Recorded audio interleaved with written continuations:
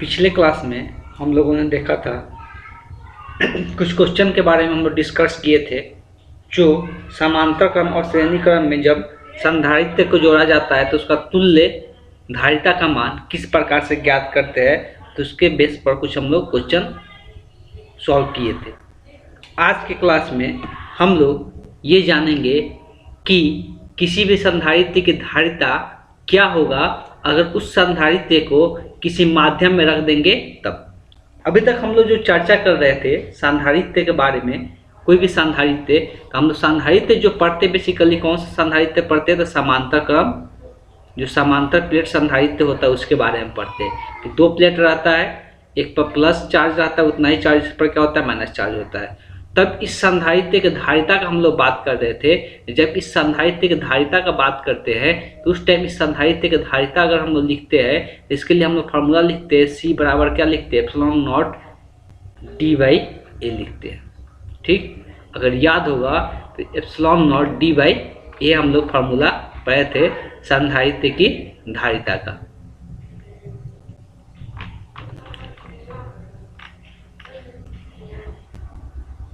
तो किसी भी संधारित्र की धारिता अगर बताना है, शायद उल्टा फार्मूला लिखा है, सॉरी यहाँ पे जो फार्मूला हम लोग पढ़े थे क्या था, A/D था, और देख भी लेते हैं एप्सिलॉन नॉट A/D था। संधारित्र की धारिता का हम लोग फार्मूला पढ़े थे। किसी भी संधारित्र की धारिता का जो फार्मूला था एप्सिलॉन नॉट A/D होता है। ठीक है, तो जब संधारित्र होता है तो इस संधारित्र का जो बनावट होता है, सिस्टम होता है, हम लोग कहाँ पे बात कर रहे थे, कहाँ पे रख रहे थे इस संधारित्र को, तो संधारित्र को हवा में या वायु भी बोल सकते हैं, या इसी को हम लोग हवा में बोले, या दूसरा हम लोग क्या कहते हैं, निर्वात में, हवा में बोले या निर्वात में बोले।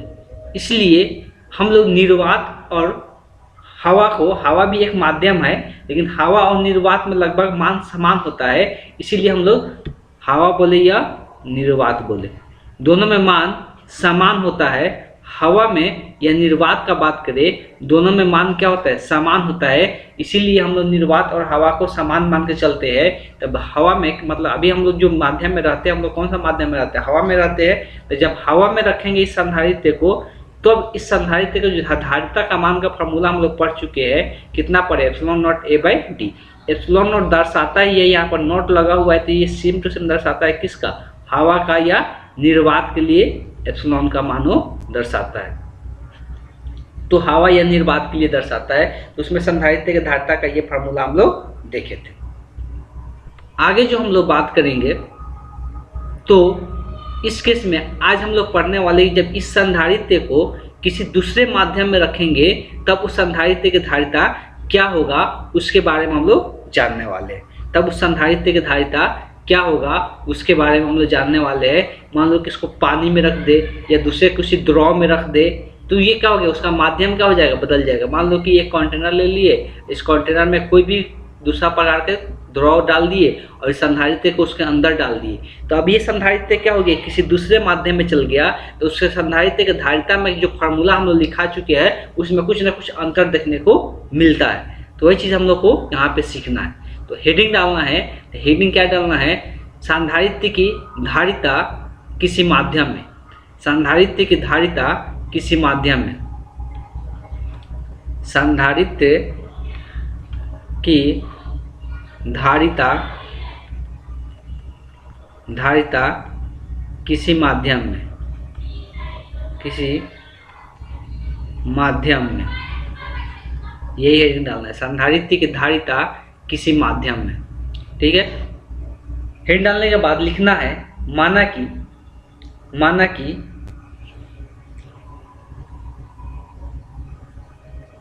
वायु या निर्वात, माना कि वायु या निर्वात में किसी संधारित्र की धारिता C0 है, किसी संधारित्र की धारिता C0 है, तब किसी माध्यम में उस संधारित्र की धारिता उस संधारित्र की धारिता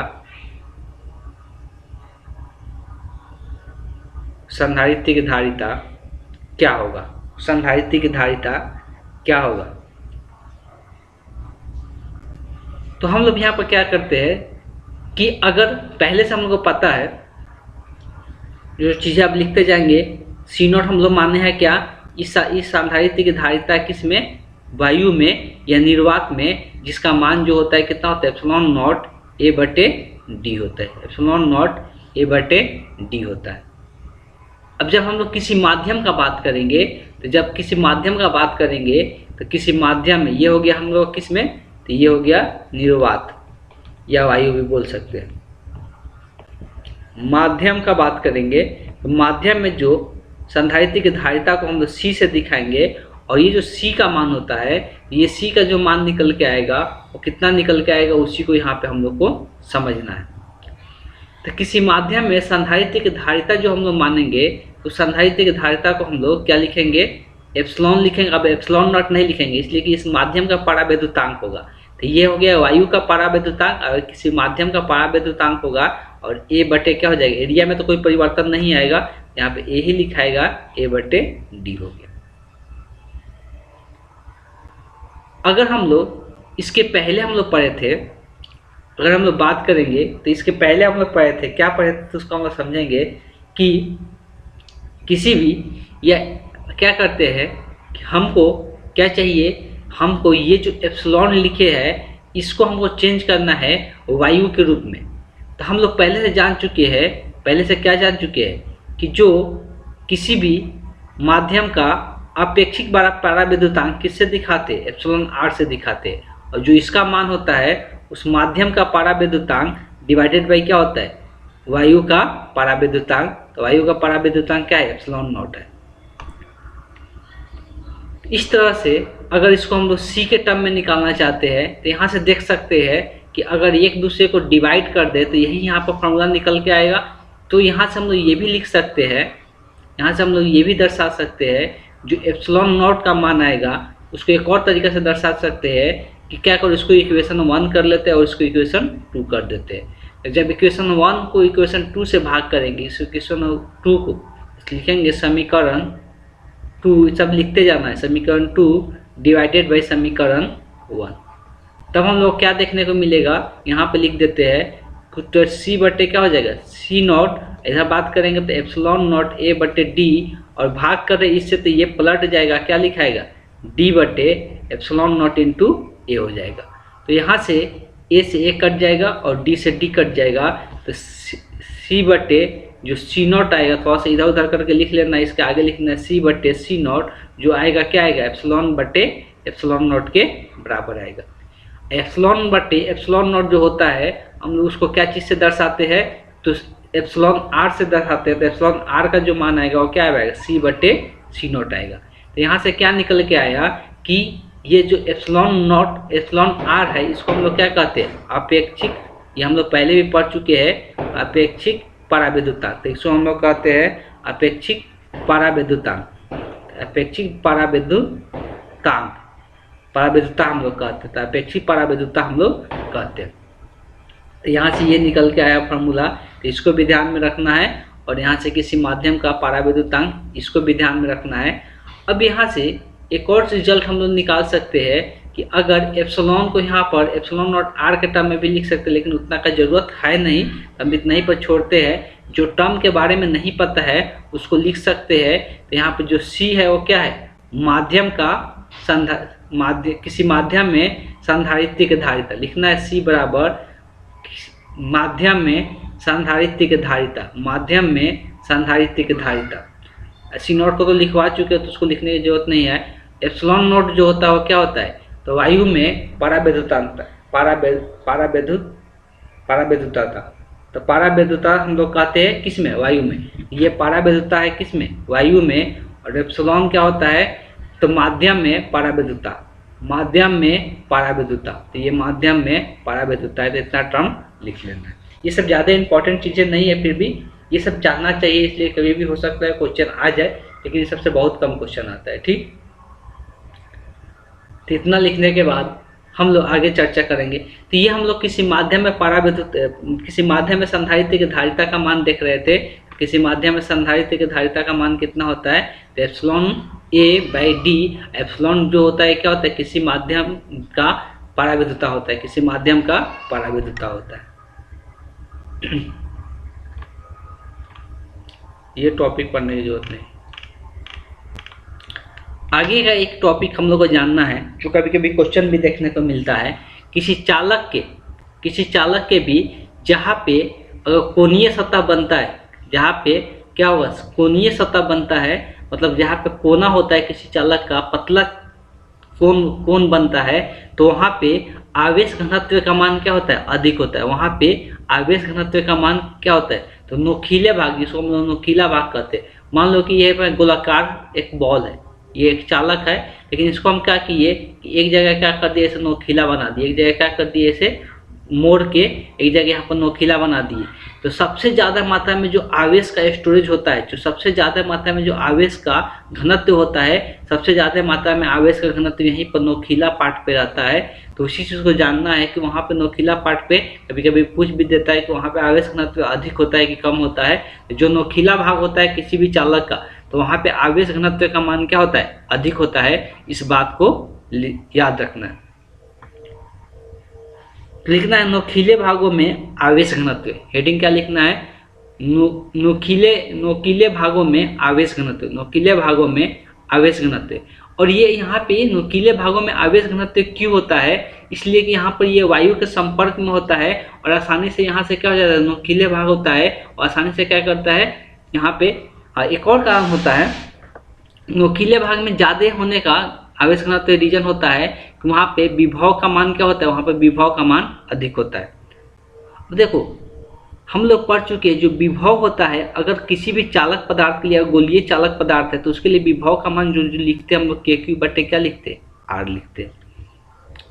तो ये R जिसका त्रिज्या, जिस गोलीय चालक का जिसका त्रिज्या जितना कम होगा उसका विभव का मान उतना ही ज़्यादा होगा। अब विभव का मान जितना ज़्यादा होगा उसमें चार्ज का स्टोरेज उतना ही ज़्यादा देखने को मिलेगा, उसमें चार्ज का स्टोरेज उतना ही ज़्यादा देखने को मिलता है। अब होता क्या है, जब हम लोग कोई चीज़ को, अगर से गोलाकार है तो गोलाकार का त्रिज्या जो भी होता है, यहाँ पर मान लेते हैं R त्रिज्या है, लेकिन जब किसी हिस्सा को, इसमें छोटा सा हिस्सा को क्या कर दिए, यहाँ पर नोकीला बना दिए, किसी छोटा सा हिस्सा को क्या बंद कर दिए, नोकीला बना दी।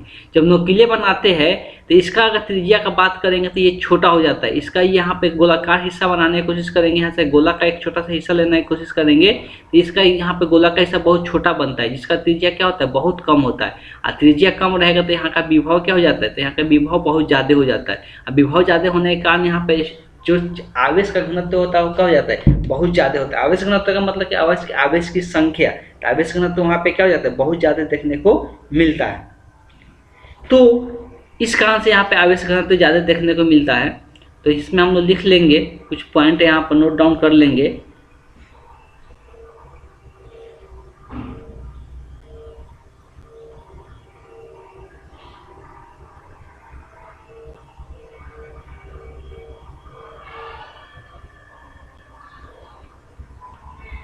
यहाँ से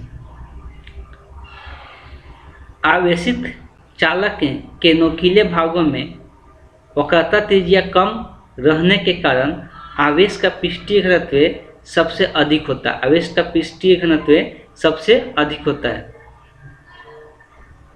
इसका एक और गुण होता है, तो नोकीले भागों के संपर्क में आने वाले हवा या धूल कण उनसे कुछ आवेश लेकर आवेशित हो जाते हैं। तो इसको यहाँ से लेके यहाँ तक भी लिख लेना है पूरा, कि इसको ध्यान में रखना है। तो अगला पॉइंट यहाँ पर समझा देते हैं। पहले तो नोकीले भाग में आवेश घनत्व क्या होता है, तो अधिक होता है। तो नोकीले भाग में आवेश घनत्व अधिक होता है, और जो नोकीले भाग होता है वो वायु के हवा के कण के संपर्क में उसके कुछ आवेश लेकर क्या हो जाता है, वहाँ से आवेशित हो जाता है। मतलब नोकीले भाग में आवेश घनत्व तो अधिक होता है, लेकिन ये आसानी से क्या होता है, आवेश ये रिलीज कर देता है, हवा के संपर्क में आता है, तो यहाँ से आवेश को लेकर क्या कर देता है, चला जाता है। तो ये भी इसको काम देखने को मिलता है कि यहाँ से आसानी से आवेश हवा के संपर्क में आने के कारण क्या हो जाता है, हवा के धूल कणों के साथ वो मिल जाता है। इसी आधार पर एक जनित्र बनाया गया इसको वान डी ग्राफ जनित्र कहते हैं, जिसको वान डी ग्राफ जनित्र कहते हैं। तो ये किस लिए बनाया गया, तो इसमें किसी चीज़ का विभव को, यहाँ पर पहले इसका उपयोगी पढ़ लेते हैं। ये ज़्यादा मात्रा में क्या करता है, आवेश को उत्सर्जित करता है। ये ज़्यादा मात्रा में क्या करता है, आवेश को उत्सर्जित करता है। कौन, वान डी ग्राफ जनित्र। वान डी ग्राफ जनित्र का काम ही होता है कि ये ज़्यादा मात्रा में आवेश को उत्सर्जित करता है, जिससे हम लोगों को देखने को मिलता है कि इसका उपयोग हम लोग ज़्यादातर एक्सरे किरण निकालने में भी इसका उपयोग हम लोग करते थे। एक्सरे किरण को निकालने में भी इसका उपयोग हम लोग करते थे। ये कैसे वर्क करता है उसको समझने की कोशिश करना है, ठीक है। देखो इसमें क्या किया गया है, थोड़ा सा समझने की कोशिश करेंगे कि यहाँ पर एक एम आकृति का यहाँ पे एक आकृति बनाया गया है। यहाँ पर एक एम आकृति बनाया गया, एम मतलब नाम दिया गया है। ये आकृति है जो कैसा आकृति है, ये चालक पदार्थ है जो कैसा है, गोलीय है। और कैसा है, खोखला है। खोखला मतलब अंदर से क्या है, खाली है। बॉल को समझ लो, तो यहाँ पे एक बॉल है, ये अंदर से खाली है, लेकिन बॉल के एक हिस्सा, नीचे वाला हिस्सा से क्या किया गया है, कुछ होल कर दिया गया है। नीचे वाला हिस्सा से कुछ होल कर दिया गया है कि कुछ उसके अंदर क्या कर सके, उसके अंदर कुछ ले के जा सके। तो ये खोखला गोला है जो इसके नीचे वाला हिस्से में थोड़ा दूर क्या कर दिया गया है, होल कर दिया गया है, छेदा कर दिया गया है, जिसके अंदर इसके अंदर इसको सिस्टम को लेके जा सके। अब क्यों लेके जाएंगे उसके बारे में समझेंगे। जब ये गोलाकार सतह, गोलीय सतह बनाया गया और खोखला है अंदर से, तो यहाँ पे एक नोकीला पार्ट इसका बना दिया गया है। क्या कर दिया गया है, यहाँ पे नोकीला पार्ट बना दिया गया है, ठीक है। और उसके बाद क्या किया गया है, तो यहाँ पे एक सिस्टम बनाया गया है। अब ये सिस्टम कैसा है उसको समझना है। ये सिस्टम क्या करता है कि ये अधातु, ये मतलब हम बोल सकते हैं क्या है, विद्युत रोधी पदार्थ का बना हुआ सिस्टम है। ये क्या है, विद्युत रोधी पदार्थ का बना हुआ सिस्टम है। ये विद्युत रोधी पदार्थ का बना हुआ सिस्टम है, और ये सिस्टम ऐसा है कि ये रोटेट होते रहता है। इसमें मान लो कि एक विद्युत रोधी पदार्थ है जो कि ऐसे चक्का की तरह चल रहा है। जैसे चक्की में देखो लो, चक्का ऐसे गोलाकार घूमते रहता है, तो ये ऐसे घूमते रहेगा गोलाकार, ठीक है। ये गोलाकार इस प्रकार से घूमते रहेगा। और क्या किया जाता है कि यहाँ पर एक नोकीला वस्तु लगा दिया गया है। यहाँ पे एक नोकीला की ये चालक का, ये किसका है, चालक का है। अब पूरा को क्या कर दिया गया, इसको पैक कर दिया गया है कि बाहर से कोई वायु वगैरह इससे आर पार न कर सके। और जो बाहर से पूरा पैक किया गया है, ये धातु का ही प्लेट है, और इसको ग्राउंडेड कर दिया गया है, जमीन से अर्थिंग कर दिया गया है, ठीक। इस तरह का सिस्टम बनाया गया है। और ये जो यहाँ पे नोकीला पार्ट देख रहे हैं, ये वाला हिस्सा, इसको कुछ विभव उत्पन्न कर दिया जाता है, मतलब इसको कुछ विभव दे दिया जाता है। जब विभव देंगे तो ऑब्वियस है कि इसमें आवेश होगा। और नोकीला पार्ट बनाया गया है, मतलब यहाँ पे आवेश ज़्यादा होगा, और ये आसानी से क्या करेगा, सामने वाले को आवेश स्थानांतरित कर देगा। इसलिए नोकीला पार्ट क्या करता है, किसी भी बाहर के कण को आसानी से आवेश क्या करता है, स्थानांतरित कर देता है। तब यहाँ पर समझना क्या है कि जैसे ही ये रोटेटर होता है, अंदर में ये हमेशा रोटेट करते रहता है, ये वाला। तो ये वाला जो चक्की लगाया गया है, चक्की की तरह होता है, चक्की में जो चक्कर आता है ना, उसी की तरह होता है, और ये रोटेट करते रहता है, ठीक है। तो जैसे ही जब इसको यहाँ पर कुछ विभव दिया जाता है, तो इसका नोकीला पार्ट में जो आवेश होता है, आसानी से ये विद्युत रोधी पदार्थ को क्या कर देता है, स्थानांतरित कर देता है। अब देखो, अगर ये विद्युत रोधी पदार्थ नहीं होता, जितना आवेश दे रहा था वो सब आवेश क्या होता है, इसमें पूरा फैल जाता है। अगर इसे चक्की के चक्का की तरह लगाया गया है, अगर ये धातु का मतलब ये चालक रहता है, चालक पदार्थ, ये सब में आवेश बराबर हिस्सा में क्या हो जाता है, फैल जाता है। लेकिन विद्युत रोधी होने के कारण ये आवेश लेकर यहाँ पे रख ले रहा है। लेकिन ये तो चक्का क्या हो रहा है, घूम रहा है, तो घूमते हुए आवेश को लेकर यहाँ तक जा रहा है। जैसे यहाँ पे जा रहा है, तो फिर से यहाँ पर क्या लगा हुआ है, धातु का वस्तु लगा हुआ है, यहाँ पर नोकीला पार्ट भी लगा हुआ है। यहाँ पर धातु का वस्तु से टकराएगा, तो ये यहाँ का आवेश को क्या करेगा, अपने अंदर खींच लेगा। तो ये आवेश किस में चला जाएगा, जो यहाँ पर बड़ा सा धातु का खोखला गोला जो लगाया गया है, वो आवेश इसके अंदर आ जाएगा।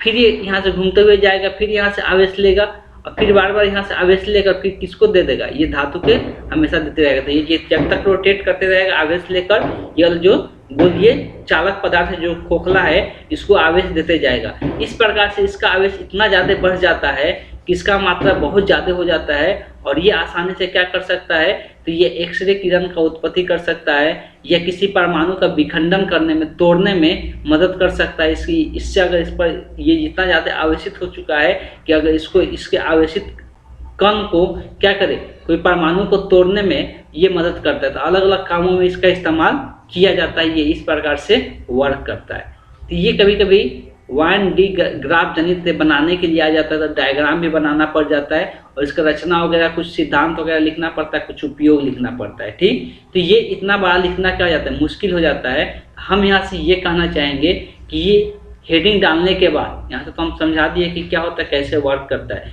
जितना अगर याद हो उतना भी अपना से बना कर लिख देंगे तो बहुत है, लेकिन आप लोग नोट्स बनाने के लिए क्या करना है, जो यहाँ पे हम दिखा रहे हैं, सबसे पहले यहाँ से जो डायग्राम है, डायग्राम बुक से ही बनाना है, सबसे अच्छा रहेगा।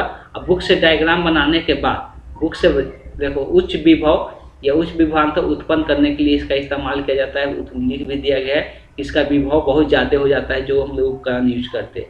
हेडिंग डालने के बाद डायग्राम बुक से बना लेना है, यहाँ से लेके यहाँ तक, ये जितना है। फिर सिद्धांत लिख के सिद्धांत यहाँ तक लिख लेना है। सिद्धांत लिखने के बाद इसका कार्य के बारे में समझ लेना कि ये कार्य कैसे करता है, ये भी बता दिए। तो यहाँ से लेके यहाँ तक लिख लेना है। फिर इसका क्या करना है, उपयोग लिख लेना है। उपयोग यहाँ से यहाँ तक लिख लेना है। बस इतना लिख कर छोड़ सकते हैं, ये काफ़ी है। इतना यहाँ पे लिख लेना है कंप्लीट।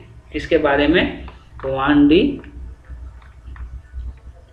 1D ग्राफ जनित के बारे में। ये कभी हम भी नहीं देखे, क्वेश्चन नहीं के बराबर आते, एक बार शायद आया हुआ है।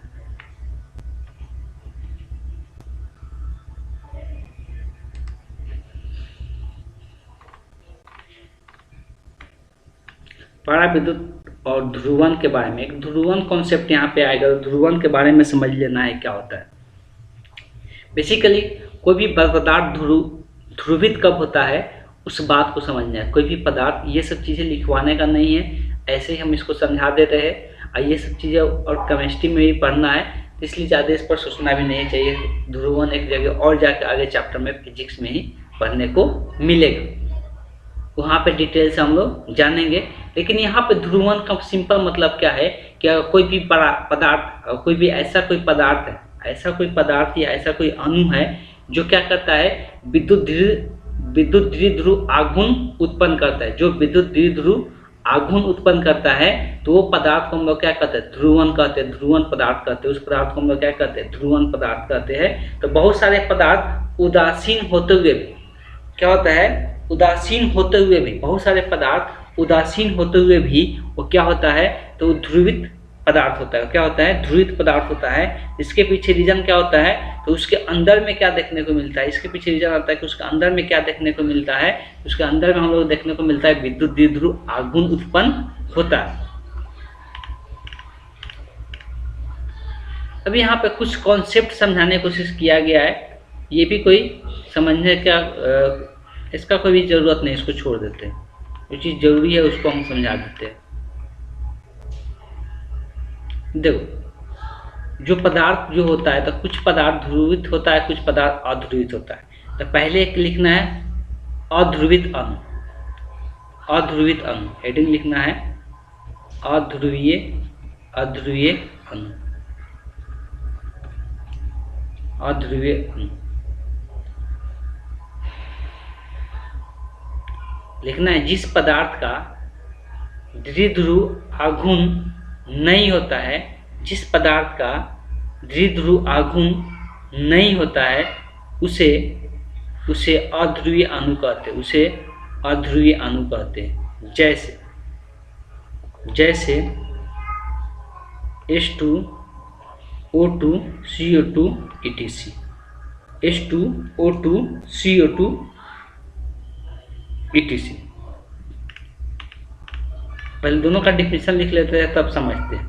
आगे लिखना है, अभी लिखे हम लोग क्या, अध्रुवीय अणु। अब लिखना है ध्रुवीय अणु। आगे हेडिंग लिखना है ध्रुवीय अणु, ध्रुवीय अणु। ध्रुवीय अणु में क्या लिखना है, तो जिस पदार्थ में द्विध्रुव आघूर्ण होता है, जिस पदार्थ में द्विध्रुव आघूर्ण उत्पन्न होता है, इसलिए लिखना, जिस पदार्थ में द्विध्रुव आघूर्ण उत्पन्न होता है उस पदार्थ को ध्रुवीय अणु कहते हैं। उस पदार्थ को ध्रुवीय अणु कहते हैं।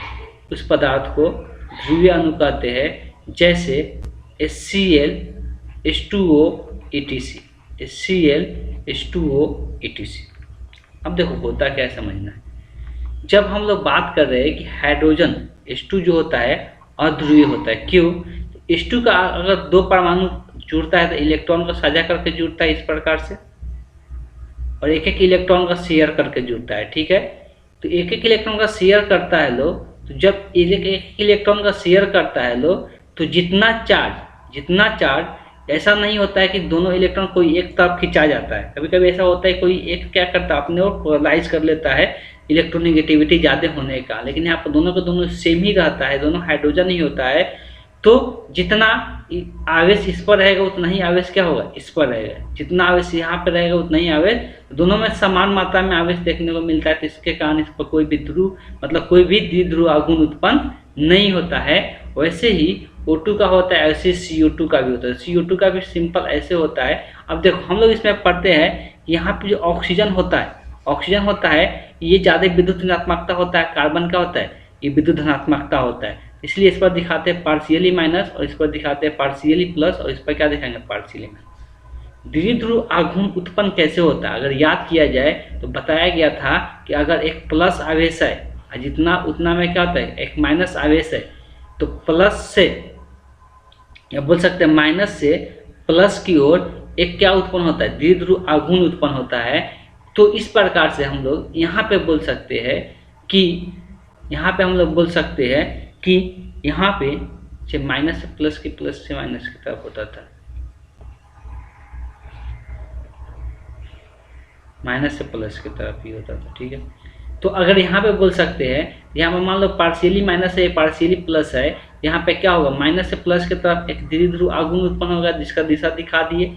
जितना इस तरफ से इस तरफ द्विध्रुव आघूर्ण उत्पन्न होगा, ये माइनस और ये प्लस के कारण इस तरफ से इस तरफ एक द्विध्रुव आघूर्ण उत्पन्न होगा। और दोनों जब ये सदिश राशि है और दिशा दोनों का विपरीत है और दोनों समान ही यहाँ पर समान ही एलिमेंट है, बोल सकते हैं समान अवयव है, जिसके कारण समान द्विध्रुव आघूर्ण उत्पन्न होगा। जितना इधर उत्पन्न होगा उतना ही उसके विपरीत दिशा में उत्पन्न होगा, जो एक दूसरे को कैंसल आउट करके यहाँ पर भी द्विध्रुव आघूर्ण क्या हो जाता है, शून्य हो जाता है। और शून्य होने के कारण ये भी क्या हो जाता है, अध्रुवीय अणु हो जाता है। ये भी क्या हो जाता है, अध्रुवीय अणु होता है। और ध्रुवीय अणु का बात करते हैं, जैसे HCl जो होता है ध्रुवीय अणु होता है। HCl जब जुड़ा हुआ रहता है तो हम लोग पढ़ते हैं इस पर पार्शियली प्लस होता है, इस पर पार्शियली माइनस होता है। तो यहाँ पर माइनस से प्लस की ओर एक द्विध्रुव आघूर्ण उत्पन्न होगा जो कि एक ही दिशा में उत्पन्न हो रहा है, इसमें द्विध्रुव आघूर्ण उत्पन्न हो जाता है, जिसके कारण ये क्या होता है, ध्रुवीय अणु होता है। जिसके कारण ये क्या होता है, ध्रुवीय अणु होता है। इस प्रकार से अध्रुवीय अणु के बारे में बताया जाता है। अगर बात करेंगे H2O, तो कोई सोचेगा कि H2O का स्ट्रक्चर ऐसा होता है। असल में रियल में H2O का स्ट्रक्चर ऐसा नहीं होता है। H2O का स्ट्रक्चर ऐसा नहीं होता है। तो इसका बनावट कैसे होता है, ये कुछ एंगल पर इस प्रकार से हाइड्रोजन बॉन्ड जुड़ा हुआ रहता है, पूरा सीधा लीनियर रूप में नहीं जुड़ा रहता है। इस कारण से इस पर पार्शियली माइनस होता है और इस पर पार्शियली प्लस होता है। तो यहाँ पर भी द्विध्रुव आघूर्ण देखने को मिलेगा माइनस से प्लस की ओर, और यहाँ पर भी माइनस से प्लस की ओर। तो सदिश दोनों विपरीत दिशा में नहीं है, इस दिशा में है। तो हम लोग सदिश का फॉर्मेट जानते हैं कि अगर ये सदिश इस तरफ एक सदिश इस तरफ है तो इसके रिजल्टेंट सदिश आता है जो इसके बीच में आता है। तो इसका रिजल्टेंट सदिश जो आएगा, परिमाणी सदिश आएगा, वो इस तरफ आएगा।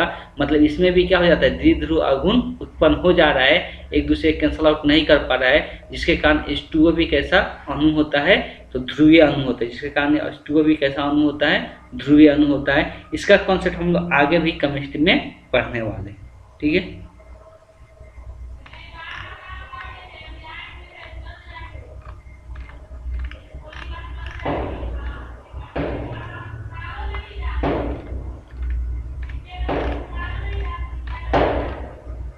और इसमें कोई टॉपिक पढ़ने वाला नहीं है। तो यहाँ पर ये चैप्टर क्या हो गया, कंप्लीट हो गया। काम क्या करना है, एक क्लास इसका और चलेगा जिसमें इसका हम ऑब्जेक्टिव क्वेश्चन डिस्कस करेंगे। इसका ऑब्जेक्टिव क्वेश्चन डिस्कस करेंगे, लेकिन इसके पहले आप लोगों का काम क्या है कि जितना भी ऑब्जेक्टिव क्वेश्चन है आंसर देखकर नहीं, बना के निकालना है कि हमको आ रहा है कि नहीं आ रहा है। तब जाकर अगर हम उसको फिर बताएंगे, तो अगले क्लास में आज के वीडियो देखने के बाद सबसे पहले वर्क कर लेना है इसके ऑब्जेक्टिव क्वेश्चन पर कि अगले क्लास में इसका ऑब्जेक्टिव क्वेश्चन का डिस्कशन हो जाए। ठीक है, तो हम लोग नेक्स्ट क्लास में इसका ऑब्जेक्टिव क्वेश्चन पर डिस्कशन करेंगे। सभी लोगों का काम यही है कि सारा ऑब्जेक्टिव क्वेश्चन बना के आना है, जितना भी बनेगा तब हम लोग सारा ऑब्जेक्टिव क्वेश्चन का डिस्कशन कर लेंगे। ठीक है, तो फिर नेक्स्ट क्लास में हम लोग मिलते हैं।